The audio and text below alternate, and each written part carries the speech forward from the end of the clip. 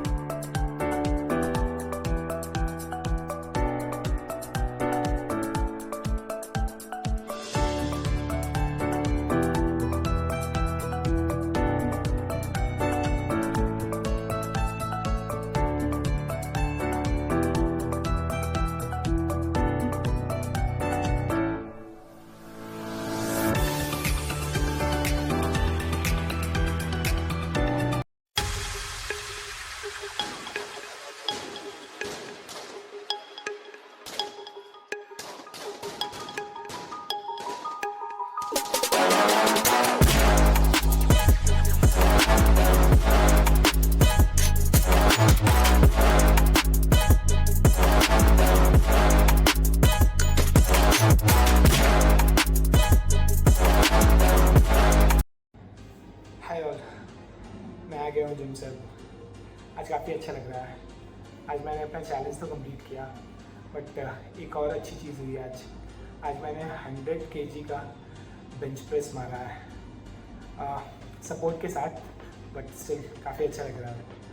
मतलब 100 kg with barbell weight still काफ़ी दिनों का मेरा मेहनत था, आज मुझे लग रहा है कि हाँ मैंने कुछ किया है। सो मैं सबसे कहना चाहूँगा यार, मेहनत करते रहो और क्या ही मैं बोलूँ, आज नहीं तो कल आपको उसका रिजल्ट मिलेगा ही। चलो मिलते हैं next day. Thanks for watching.